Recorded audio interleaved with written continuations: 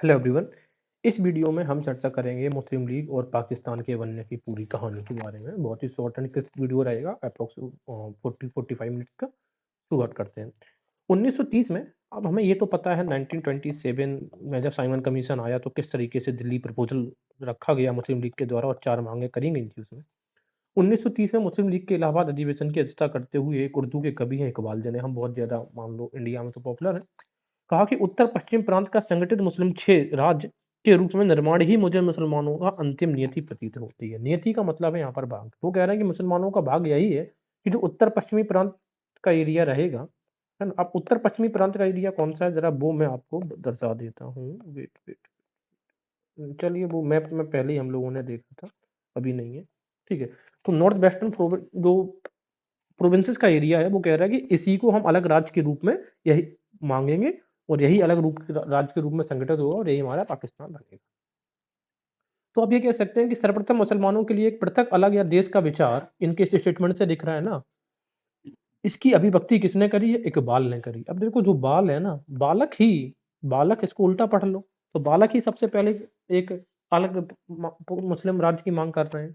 इकबाल ने कहा कि नेहरू एक राष्ट्रभक्त हैं जबकि जिन्ना एक राजनीतिक है। और इस बात की पुष्टि जवाहरलाल नेहरू ने कहा अपनी किताब डिस्कवरी ऑफ इंडिया में करी है और कहा है कि मोहम्मद इकबाल ने जब उनसे मुलाकात की थी उस दौरान उन्होंने यही बात कही थी। 1913 ईस्वी में जिन्ना मुस्लिम लीग के सदस्य बने थे। कब बने थे? 1913 में। और जबकि 1901 में 1904 में जिन्ना पहली बार इंडियन नेशनल कांग्रेस के अधिवेशन में सम्मिलित हुए थे। ठीक है। 1933 में कैम्ब्रिज कहाँ पर है? इंग्लैंड। कैम्ब्रिज यूनिवर्सिटी का नाम हम सब ने सुना है। एक छात्र हैं चौधरी रहमत अली, उन्होंने तीसरे गोलमेज सम्मेलन जब हुआ था ना इंग्लैंड में, एक पर्चा जारी करके पाकिस्तान को एक पृथक मुस्लिम राज्य की कल्पना को जन्म दिया। इस पर्चे का नाम था अभी नहीं तो कभी नहीं, नाउ और नेवर। तो पूछा जा सकता है कि नाउ और नेवर का जो पर्चा है वो किसने जारी किया था? चौधरी रहमत अली। कहाँ? कैम्ब्रिज से। चौधरी रहमत अली के मुख्य जो सहयोगी थे वो कौन थे? असलम खां। ये नाम याद रखना है, असलम खां। रहमत अली के द्वारा जो प्रस्तावित पाकिस्तान में कौन कौन से राज्य थे? पंजाब था, कश्मीर था, सिंध था, बलूचिस्तान था और उत्तर पश्चिमी सीमांत प्रांत भी इसमें था। अब ये जो राज्य है ये कहाँ कहाँ पे है, जरा मैं इसको अभी आपको एक मिनट, एक्चुअल में कहाँ पे था ये आपको दिखा दे रहा हूँ। ये वाला देख लो, ये एरिया दिख रहा है, ये नॉर्थ वेस्टर्न प्रोविंसेस है, पंजाब है, बलूचिस्तान है, सिंध है, बंगाल है और ये कश्मीर भी था। हालांकि कश्मीर अभी उनके पास नहीं है, पाकिस्तान के पास। तो इतने सारे एरियाज को मिलाकर ये पाकिस्तान बनाने की मांग कर रहे हैं कौन? पाकिस्तान के चौधरी रहमत अली। आगे देखेंगे। इस प्रकार पाकिस्तान शब्द का सर्वप्रथम प्रयोग किसने किया है? चौधरी रहमत अली। अब मैं दो चीजें आपको बता रहा हूँ। पाकिस्तान एक अलग राज्य बने इस बात की संकल्पना सबसे पहले इकबाल ने करी है 1930 में। लेकिन पाकिस्तान शब्द का प्रथम प्रयोग जो करने वाले हैं वो है रहमत अली। चौधरी रहमत अली ने 1935 में स्वयं को पाकिस्तानी राष्ट्रीय आंदोलन का जनक होने की घोषणा कर दी। तो पाकिस्तानी राष्ट्रीय आंदोलन का जनक किसे माना जाता है? चौधरी रहमत अली को। कंफ्यूज मत हो जाना, मोहम्मद अली जिन्ना को नहीं। मुस्लिम लीग ने पृथक राज्य के प्रस्ताव की जांच के लिए 1939 में जफरुल हसन और हसन कादरी की सदस्यता वाली एक जांच समिति की नियुक्ति करी। इसका मूल उद्देश्य क्या था? देखो सीधी सी बात ये थी, अब मुस्लिम लीग को उस समय 1939 के टाइम पे इन्हें एक अलग मुस्लिम राष्ट्र तो चाहिए था। तो उन्होंने एक कमेटी की का गठन कर दिया कि जो ये बताइए कि हाँ हमें लेना चाहिए या नहीं। अरे भाई, इसमें लेना चाहिए या नहीं का सवाल ही खड़ा नहीं होता है, आपको तो पहले ही से लेना है। वो समिति कब करी है? 1939 में। कौन कौन दो लोग हैं? जफरुल हसन और हसन कादरी। दोनों के नाम में क्या है? हसन हसन है। इस समिति ने अलीगढ़ योजना तैयार करके पाकिस्तान, बंगाल, हैदराबाद व हिंदुस्तान नामक 4 पृथक राज्यों की स्थापना का सुझाव दिया था। ये सबसे इंपॉर्टेंट है। तो एक बात तो तारीख याद करो, अलीगढ़ योजना कब? अलीगढ़ 39 में। ठीक है, ऐसे बनता है। और कितने राज्यों की मांग की बात करी है इन्होंने? 4 राज्यों। वो 4 राज्य कौन कौन से हैं ये भी याद रखना है नाम, कि पाकिस्तान का। ठीक है, पाकिस्तान के कौन कौन से एरिया थे वो, कि बोले बंगाल भी अलग कर दो, हैदराबाद भी अलग करो, यहाँ पे भी मुस्लिम ज्यादा सत्ता थी, और हिंदुस्तान एक अलग रहेगा। 1937 के चुनावों में मुस्लिम लीग को बुरी तरह पराजय हुई थी, ये तो हमने देखा था। सिर्फ ये बिहार और उसमें बीएसपी में से बीपी में सिर्फ ये सरकार बना पाए थे, बिहार और पंजाब में। मुसलमानों के लिए आरक्षित जो 492 प्रांतीय विधानसभा सीट थी, यानी कि प्रांतों में टोटल जो भी सीट्स आरक्षित थी वो कितनी थी? 492 थी। उसमें मुस्लिम लीग को सिर्फ 109 सीटें मिली है। इससे ये चीज क्लियर होती कि मुस्लिम लीग फेल हो गई थी। अब जिन्ना ने सांप्रदायिकता का कार्ड खेलना शुरू किया। कहने का मतलब ये है कि 1935 के इलेक्शन में मुस्लिम लीग फेल हो गई, सिर्फ 109 सीट जीतने में कामयाब हुए, तो फिर जिन्ना अब वही है कि माइनॉरिटीज का कार्ड खेलना स्टार्ट कर देते हैं। 1937 के चुनावों में संयुक्त प्रांत का मतलब हो गया आज का उत्तर प्रदेश, जवाहरलाल नेहरू ने मंत्रिमंडल का गठन किया था। ठीक है। अब यहाँ मुस्लिम लीग के एक नेता थे खलीकुज्जुमा। यार करो, ये खलीकुज्जुमा वही नेता है जिन्होंने साइमन कमीशन का विरोध किया था लखनऊ में। तो खलीकुज्जुमा ने कांग्रेस के साथ सरकार में शामिल होने का प्रस्ताव रखा था। मैं फिर से रिपीट कर रहा हूँ, मुस्लिम नेता खलीकुज्जुमा ने ये प्रपोजल रखा था कि हम इंडियन नेशनल कांग्रेस के साथ सरकार में शामिल होना चाहते हैं। यद्यपि कांग्रेस को स्पष्ट बहुमत प्राप्त था, फिर भी वो सरकार को समर्थन करना चाहते थे। लेकिन नेहरू ने कहा कि मुस्लिम लीग के सदस्य मंत्रिमंडल में तभी शामिल हो सकते हैं जब वे लीग की सदस्यता त्यागे तथा कांग्रेस की सदस्यता का ग्रहण करें। अब ये शर्त रख दी किसने? नेहरू ने कहा कि ऐसे शामिल नहीं होंगे, बाहर से समर्थन नहीं, आप मुस्लिम लीग की सदस्यता को त्याग के कांग्रेस में शामिल हो जाओ। और ये चीज खलीकुज्जुमा को बहुत ज्यादा खटक गई। ठीक है। तो ये चीज खलीकुज्जुमा को, ये शर्त जो थी नेहरू की, खटक गई। और ये भी कहा जाता है कि अगर नेहरू खलीकुज्जुमा की इसी शर्त को मान लेते या बात को मान लेते, शर्त तो जैसी कोई थी नहीं, तो हो सकता था कि खलीकुज्जुमा उस फैक्शन में शामिल नहीं होते जिसने टू नेशन थ्योरी की मांग करी। जिन्ना और खलीकुज्जुमा ने इसे मुस्लिम लीग पर आक्रमण माना, अटैक माना कि भाई ये तो मुस्लिम लीग को खत्म करना चाहते हैं। और यह नेहरू की ऐतिहासिक भूल थी, क्योंकि बाद में खलीकुज्जुमा ने स्वीकार किया कि अगर नेहरू मान जाते तो मुस्लिम लीग द्विराष्ट्र का सिद्धांत कभी प्रतिपादित नहीं करती। बाद में देखते हैं, लीग ने यह प्रचारित किया कि कांग्रेस सरकार द्वारा मुसलमानों पर घोर अत्याचार हो रहा है। 1937 के बाद 1937 में कांग्रेस की सरकार बन गई थी, है ना, 7 राज्यों में। तो अब लीग ने प्रचार प्रसार करना, झूठा प्रचार प्रसार किया कि जो जिन जिन राज्यों में कांग्रेस की सरकार है, कांग्रेस तो उनके ऊपर अत्याचार कर रही है, मुस्लिम्स के ऊपर। 1938 में संयुक्त प्रांत में तथाकथित अत्याचारों की जांच के लिए एक पीरपुर राजा, देखो, पीरपुर के एक राजा थे, नाम था मोहम्मद मेहंदी, इनकी अध्यक्षता में 1938 में एक समिति का गठन हुआ था। इसी को कहते हैं पीरपुर समिति। तो अब एक चीज याद रखो, अलीगढ़ योजना, अब ऐसे यहाँ पर आपको लिखना चाहिए। एक तो है पीरपुर समिति, पीरपुर समिति, इसका गठन 1938। अलीगढ़ योजना, अलीगढ़ योजना 1939, ये क्रम रखना है इनका, ठीक है। तो पीरपुर समिति का गठन हो गया, और किसके लिए? कि भाई मुस्लिम जिन जिन मुस्लिम सॉरी कांग्रेस मुस्लिम्स पर अत्याचार कर रही है, उनकी जांच के लिए। और पीरपुर समिति ने यह पाया कि हाँ, मुसलमानों पर हिंदुओं के अत्याचारों की बेबुनियादी व निराधार सूची पेश की, मतलब झूठी एक रिपोर्ट प्रस्तुत कर दी कि हाँ, हिंदू मुसलमानों पर अत्याचार कर रहे हैं। और संयुक्त प्रांत के गवर्नर ने भी इन रिपोर्टों को निराधार बताया था। ये सबसे बड़ी बात है। इसी प्रकार सितंबर 1939 में बिहार की शरीफ रिपोर्ट, तो शरीफ रिपोर्ट कब आई है? तो सासे शरीफ रिपोर्ट ये है सितंबर 1939 में। सासे शरीफ, सासे सितंबर, सासे शरीफ, सासे सितंबर।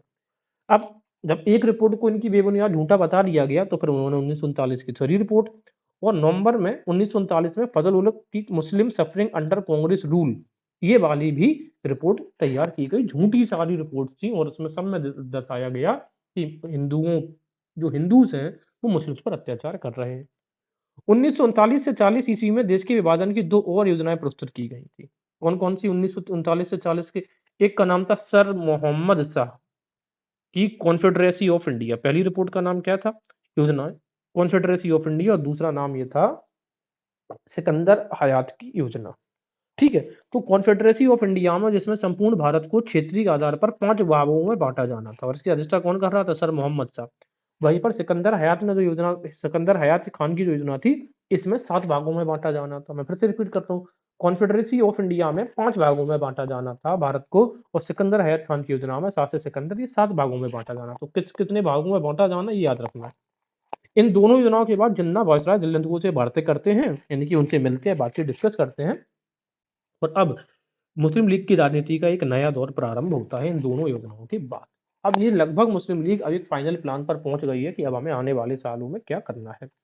जिन्ना ने गांधी जी पर हिंदू राज स्थापित करने का आरोप भी लगाया। अब देखो, बड़ी विडंबना है कि यहाँ पर सॉरी जिन्ना इनको गांधी जी को कहते हैं कि हिंदू अपीजर है ये, जबकि जो गोडसे हैं वो गांधी जी को कहते हैं कि मुस्लिम अपीजर है।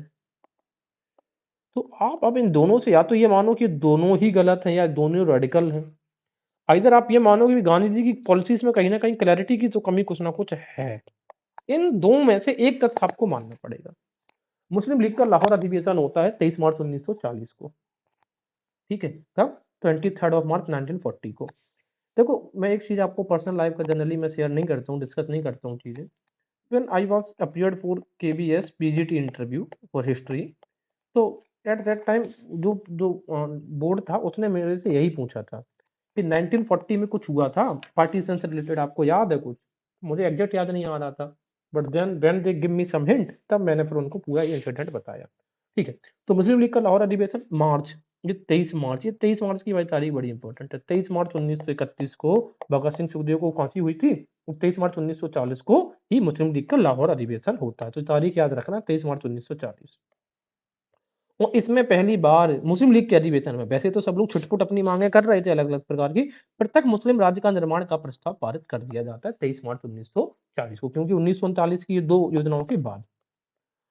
ठीक है, इस प्रस्ताव में पाकिस्तान शब्द का उल्लेख नहीं था, ये सबसे इंपॉर्टेंट बात। अभी पाकिस्तान शब्द नहीं रखा गया, जबकि पाकिस्तान शब्द के प्रणेता कौन थे? रहमत अली। कौन था? रहमत अली, कैम्ब्रिज से। लाहौर प्रस्ताव को भारतीय राष्ट्रीय प्रेस ने पाकिस्तान प्रस्ताव का नाम दिया था। ठीक है, तो पूछा जा सकता है कि ये जो पाकिस्तान प्रस्ताव का नाम दिया, ये किसने दिया? भारतीय प्रेस ने दिया था, इंडियन मीडिया ने कह दिया था कि भाई ये तो पाकिस्तान की बात कर रहे हैं। हालांकि उन्होंने ऑफिशियली उसमें पाकिस्तान नाम नहीं डाला। इस प्रसिद्ध पाकिस्तान प्रस्ताव की रूपरेखा, अब से रूपरेखा तैयार किसने करी? खलीकुज्जुम्मा ने और फजल उल हक और सिकंदर हयात खान ने, तीन लोगों ने मिलकर तैयार की थी। नाम? खलीकुज्जुम्मा यूपी से, फजल उल हक बंगाल के, सिकंदर हयात खान पंजाब के। इस प्रस्ताव को फजल उल हक ने प्रस्तुत किया। अब देखो यही पूछ लेते हैं कि प्रस्तुत करने वाला कौन है, तो देखो प्रस्तुत ये फा ओपरा ये बन रहा है, तो फजल उल हक ने प्रस्तुत किया और खलीकुज्जुम्मा ने इसका अनुमोदन किया। अनुमोदन, अनु अनु ऊ आ रहा ना, तो उज्जम्मा ने। ठीक है, इस प्रस्ताव में कहा गया कि भौगोलिक स्थिति से एक दूसरे से लगे हुए प्रदेश आवश्यक परिवर्तनों के साथ इस प्रकार गठित किए जाएं ताकि वहां मुस्लिम समुदाय बहुसंख्यक हो। वो कह रहे हैं इंडिया का जो पूरी टेरिटरी है उसका ऐसा आप रिओर्गेनाइज करना है, जो किनारे किनारे की जो एरिया है वहां पे मुस्लिम मेजोरिटी निश्चित की जाए। जिन्ना ने लीग के लाहौर अधिवेशन में द्विराष्ट्र सिद्धांत यानी कि टू नेशन थ्योरी का प्रतिपादन किया। पूछेगा कि टू नेशन थ्योरी का प्रतिपादन कहाँ पे किया गया था? लाहौर में, जिसके अनुसार हिंदू व मुस्लिम दो धर्म नहीं बल्कि दो पृथक राष्ट्र हैं। तो सीधी सी बात है, भारत का जो विभाजन है वो धर्म के आधार पर होता दिख रहा है। जिन्ना अपने शुरुआती दिनों में कट्टर राष्ट्रवादी थे, लेकिन धीरे धीरे फिर वो टू नेशन थ्योरी के बड़े समर्थक बन गए। उन्होंने मुसलमानों से कहा कि तुम पहले एक भारतीय हो उसके बाद ही एक मुसलमान हो। तो इस प्रकार का जो स्टेटमेंट है एग्जाम में आ जाएगा, तो हम गेस नहीं कर पाएंगे कि जिन्ना ने कहा था।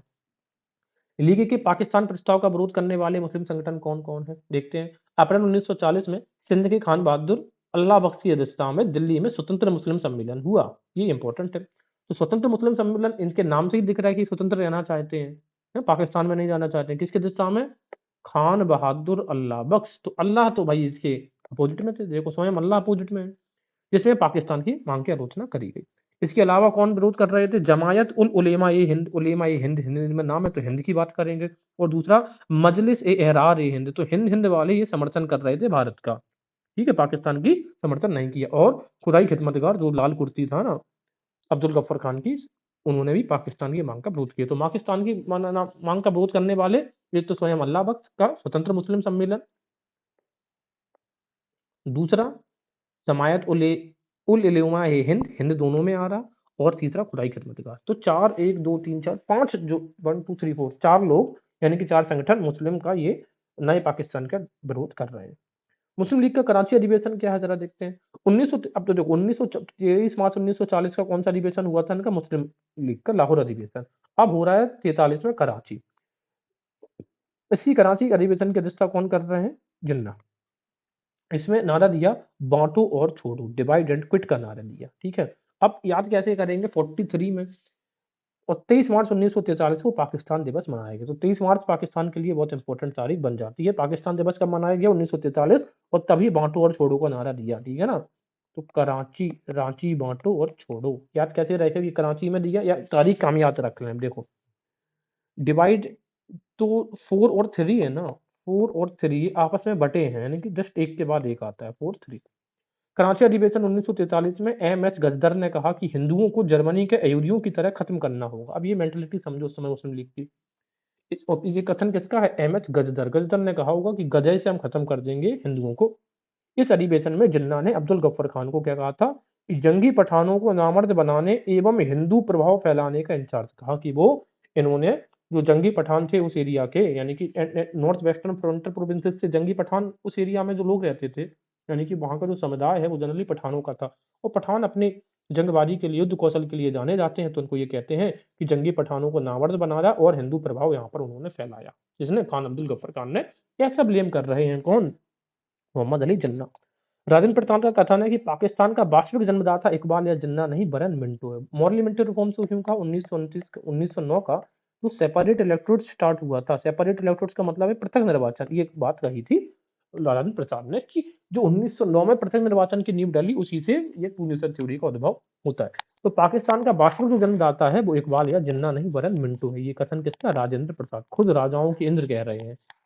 कभी इकबाल ने कहा, जिसने सारे जहां से अच्छा हिंदुस्तान हमारा ये नारा, ये गीत लिखा, कभी इकबाल ने कहा, वो किस कहाँ के निवासी थे? पंजाब के रहने वाले। डॉक्टर लतीफ योजना की बात करेंगे।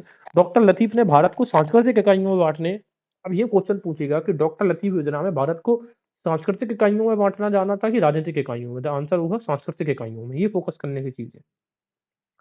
तो सांस्कृतिक सांस्कृतिक इकाइयों में बांटने और उन्हें पुनः संगठित करने की योजना बनाई कि उनको कल्चर के आधार पर बांटा जाए। वे जनसंख्या का बड़े पैमाने पर तबादला करने व उन्हें समान जातीय क्षेत्रों में बसाने के पक्षधर थे। सीधी सी बात है, धर्म और जाति के आधार पर विभाजन ये बात कर रहे थे।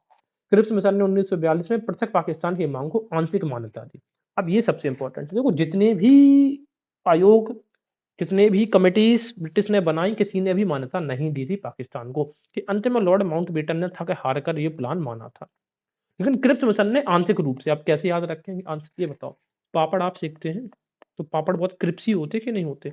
आपने कोई पापड़ सेका, वो पापड़ कैसा रहा? आधा क्रिप्सी रहा और आधा कच्चा रहा। तो आधी उन्होंने मांग मानी थी पाकिस्तान की, आधी मांग नहीं मानी। राजा गोपालचारी योजना 1944, राजा गोपालचारी जो योजना है मैं बता दे रहा हूँ 1942 में बन गई थी, ठीक है, याद रख लो। 1942 में कांग्रेस की कार्य समिति की बैठक में सी राजा गोपालचारी ने एक राय व्यक्त करी। अब उन्होंने अपनी राय दी जब कांग्रेस की बैठक चल रही होती है कि, और ये राय क्या थी कि भारत की राजनीतिक जो समस्या का समाधान होती, उस समय जो राजनीतिक समस्या क्या थी, वो टू नेशन थ्योरी के बारे में। और अब तक ये तो समझ में आ गया था कि पाकिस्तान की मांग पूरा किए बिना ये भारत की जो पॉलिटिकल इश्यू हुई हल होने वाला नहीं है, जो डेडलॉक उस समय क्रिएट हो चुका था। ठीक है, राजा जी के इस विचार को कार्य समिति ने अस्वीकार कर दिया। ठीक है, उस समय तो समिति ने अस्वीकार कर दिया। इसके विरोध में राजा जी ने गांधी जी के सुझाव पर कांग्रेस से त्यागपत्र दे दिया। ठीक है, अब ये आपको पता है कि गांधी जी के जो पुत्र थे और राजा जी, श्री राजा गोपालचारी की पुत्री का विवाह भी हुआ था। श्री राजा गोपालचारी 1937 में मद्रास में सीएम भी बने थे। तो पहली चीज ये है कि इलेक्शन, राजा जी ने जो इस्तीफा दिया है वो क्यों दिया? कारण, क्योंकि उनका जो प्लान था उसको कांग्रेस ने मानने से मना कर दिया। और किसकी सलाह पर दिया? गांधी जी की सलाह पर। गांधी जी के बड़े करीबी थे। इस कारण राजा गोपालचारी ने भारत छोड़ो आंदोलन में भाग नहीं लिया। ये बहुत इंपॉर्टेंट चीज है। राजा गोपालचारी ना तो आंदोलन में भाग लेंगे और सेकंड वर्ल्ड वॉर के भी समर्थक रहे, और ना ही उन्हें अन्य कांग्रेसी नेताओं की तरह गिरफ्तार किया गया था। तो पूछा जाए, इनमें से किस नेता को गिरफ्तार नहीं किया गया था? श्री राजा गोपालचारी। क्यों? क्योंकि उन्होंने आंदोलन में भाग ही नहीं लिया था। दूसरा, राजा गोपालचारी प्रथम कांग्रेसी थे जिसने पाकिस्तान की मांग का समर्थन किया। ये सबसे इंपॉर्टेंट है, first person of the Congress. क्योंकि ये राजा गोपालचारी बहुत पहले ही समझ गए थे कि भाई पाकिस्तान बिना दिए बात बनेगी है नहीं। तो राजा गोपालचारी ड्राफ्ट तैयार तो उन्होंने पहली बार योजना प्रस्तुत कब की गई? 1942 में। लेकिन ये सबके सामने पब्लिश कब करी गई? 1944 में। आगे देखेंगे। राजा गोपालचारी ने मार्च 1944 में कांग्रेस लीग समझौते के आधार के रूप में एक योजना बनाई तथा उसको कहा गया दी वे आउट। क्या? दी वे आउट। आउट का मतलब एक तरीका जो हम बाहर निकल सकते हैं डेडलॉक से। एक प्रपत्र जारी किया जो राजा गोपालचारी योजना कहलाती है। ठीक है, तो 1944। इस योजना की प्रमुख बातें निम्नलिखित थी। कौन कौन सी थी जरा? क्या था कि मुस्लिम लीग भारत की स्वाधीनता की मांग का समर्थन करे और अंतरिम सरकार की स्थापना में कांग्रेस का सहयोग करे। ये मुस्लिम लीग ये भी करे कि हमें स्वाधीनता चाहिए, यानी कि आजादी तो चाहिए, और अंतरिम सरकार की ये डिमांड करे कि कांग्रेस उस समय जो अंतरिम सरकार की गठन की मांग कर रही थी, जैसे कि उन्होंने 1940 अगस्त प्रस्ताव के से पहले भी करी थी, वो कह रहे हैं कि अंतरिम सरकार का समर्थन भी करे। फिर क्या है कि युद्ध के बाद एक आयोग का गठन होगा या हो जो मुस्लिम बाहुल क्षेत्रों के बारे में निर्णय देगा। वो ये नहीं कह रहे कि हम बिल्कुल मान ही लेंगे, एक आयोग का गठन होगा पर जांच पूछ के देखा जाएगा कि क्या डिसीजन लेना है। ठीक है। तीसरा, मुस्लिम बहुमत वाले क्षेत्रों में जनमत संग्रह के आधार पर यह तय किया जाएगा कि वे भारत में रहना चाहते हैं, पृथक होना चाहते हैं। ठीक है, ये कह रहे हैं कि ये मतदान करवा लो, जनमत संग्रह, और जनमत संग्रह में मुस्लिम तो कई देते जहाँ की आबादी ज्यादा थी। विभाजन की अवस्था में सुरक्षा, यातायात, व्यापार तथा संचार साधनों के लिए परस्पर समझौता किया जाएगा। यानी कि एक म्यूचुअल एग्रीमेंट होना चाहिए इंडिया पाकिस्तान के बीच में, किस किन मामलों पर? डिफेंस में, ट्रांसपोर्टेशन में, व्यापार के लिए और संचार कम्युनिकेशन के लिए। आबादी की अदला बदली स्वेच्छा के आधार पर होगी, किसी को जबरदस्ती फोर्स ना किया जाए कि कोई अपनी जगह छोड़ के जाए। उपर्युक्त शर्तें ब्रिटेन द्वारा भारत को पूर्ण सत्ता तथा उत्तरदायित्व प्रदान करने पर ही लागू होंगी। वो कह रहे जो 5 बातें हमने कही है तभी लागू होंगी जब ब्रिटेन पूरी सत्ता हमें ट्रांसफर करके चले जाएं। बात समझ में आ रहा है? तभी होगा। गांधी जी 5 मई 1944 को रिहा कर दिए गए हैं। 5 मई 1944 को रिहा कहां से किए गए? तो क्विट इंडिया मूवमेंट कर रहे थे ना उस समय, उसकी वजह से।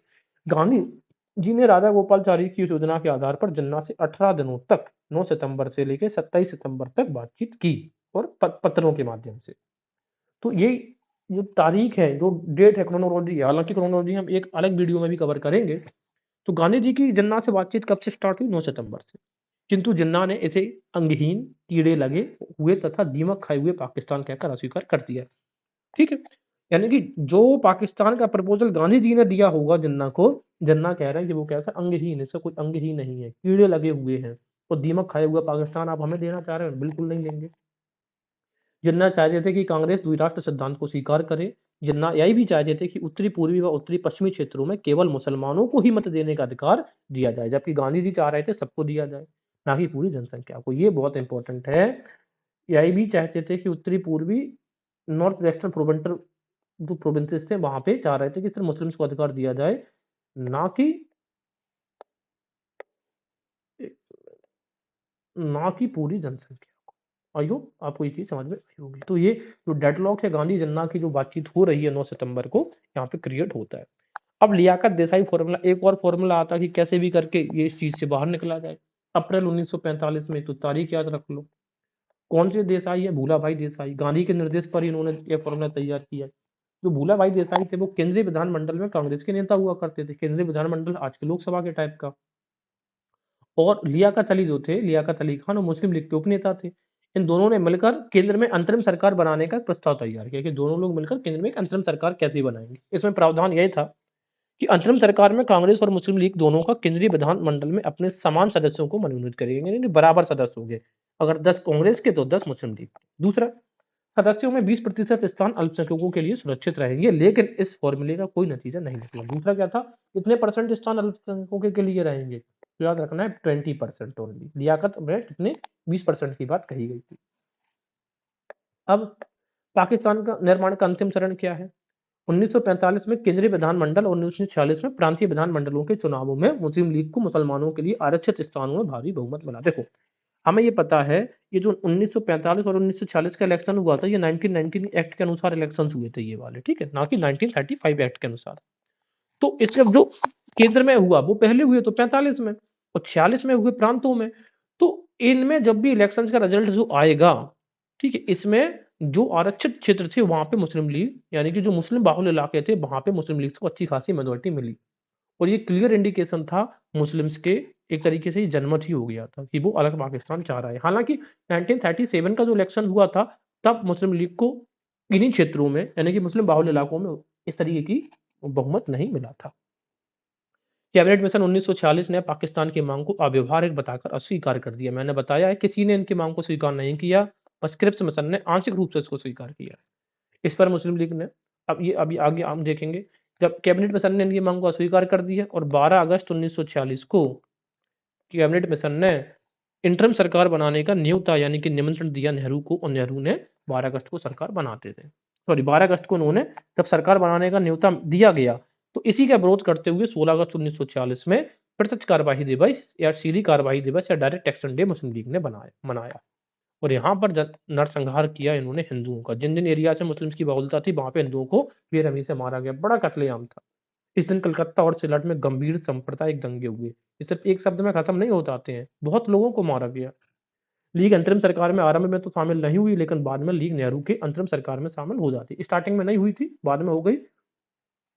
तो पहले लीग ने अंतरिम सरकार में जाने से मना कर दिया, लेकिन बाद में वो शामिल हो गए। इसी बात पर महात्मा गांधी ने कहा था कि लीग ने मौका देखकर जो बाद में शामिल हुए हैं, ये सबसे अच्छी रणनीति थी उस समय लीग का। किंतु लीग ने सरकार का हर क्षेत्र में असहयोग किया और जब लीग क्या करेगी, भाई जो लियाकत अली थे ना, लियाकत अली को बना दिया जाता फाइनेंस मिनिस्टर, तो ये कोई फाइनेंस ही नहीं देते थे। इस वजह से जो अंतरिम सरकार बनी थी, वो अपंगु साबित हो रही थी। तब सरदार पटेल ने माउंटबेटन को लिखा और कहा कि अब भाई देखो, मुस्लिम लीग पाकिस्तान चाहे या ना चाहे, लेकिन अब हम पाकिस्तान चाहते हैं क्योंकि अब हम इनकी क्रियाकलापों से थक चुके हैं। कैबिनेट मिशन योजना के अनुसार जब संविधान सभा के चुनाव हुए तो लीग ने संविधान सभा का बहिष्कार किया था। तो ये था पूरा टू नेशन थ्योरी पढ़ने की कहानी। तो थोड़ा और जो पार्ट इसका रह जाएगा बाकी, वो हम स्वतंत्रता आंदोलन के साथ साथ पढ़ेंगे। Thank you very much.